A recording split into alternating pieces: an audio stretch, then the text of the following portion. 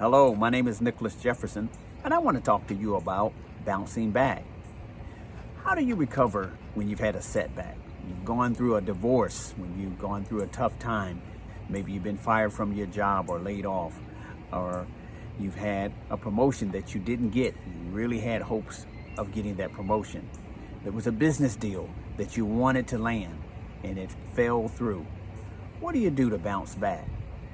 I want to offer you 3 simple keys that I believe can help you come out of the rut if you're in a rut or stuck in order to bounce back.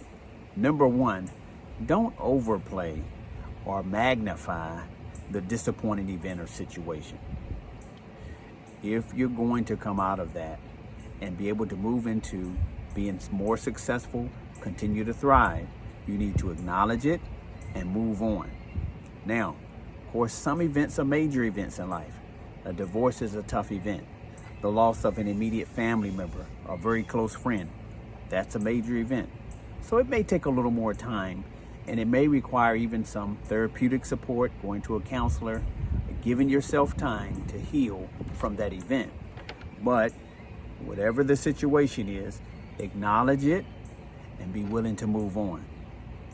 Focusing too much on what you have lost or dealt with in that negative situation will stifle your progress. You can get stuck in the mud.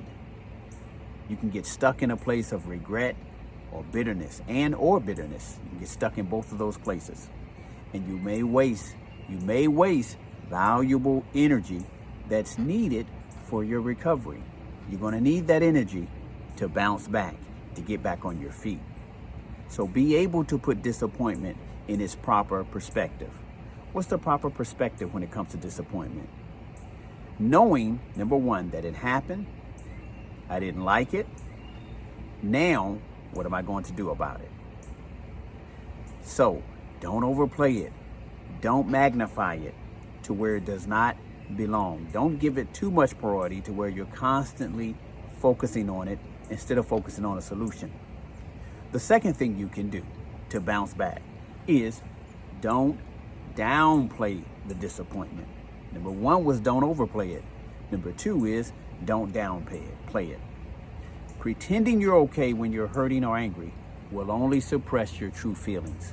You don't want to suppress. It could also send the message to your offender. If there's someone who's hurt you or harmed you, you don't want to send the message that I'm okay, when really you may need to have that conversation, that sit down phone call, however you can reach out to that person to let them know what has offended you and how you're ready to move on and beyond it. So don't downplay your disappointment. Don't suppress those feelings, because the feelings are real and we have to address those feelings, okay? Give yourself permission to release and or express your disappointment in a positive way. Make sure you do that in a positive way, in a healthy way.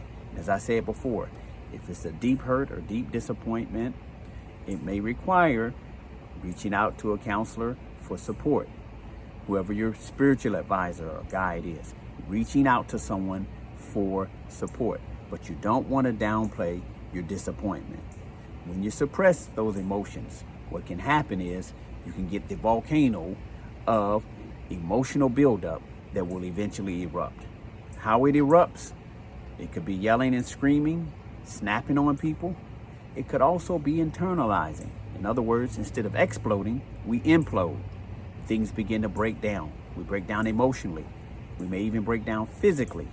In other words, our health may suffer because we're holding in emotions that need to be released. So don't downplay your disappointment. The third tip is this: don't be afraid to try again.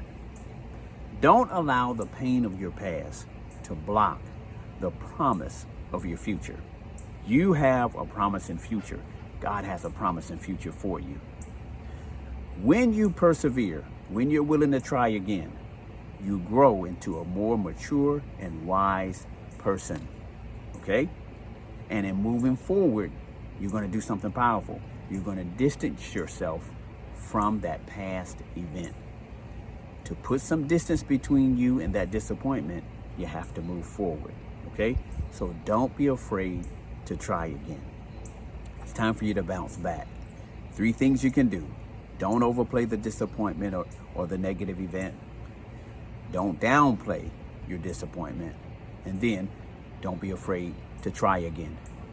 You do those 3 things, and I believe you can be on your way to recovering, to bouncing back from your disappointment. Now, if this has helped you, been of some blessing to you or assistance to you, do me a favor. I'd love for you to subscribe to my channel and share this video with others. I want to continue to share this type of information with more people. My name is Nicholas Jefferson. I have a simple vision to inform, inspire, and equip people for growth. So if this video has helped you grow, please pass it on. Follow me here on this channel on YouTube, and I want you to have a great day and know that it's time for you to bounce back.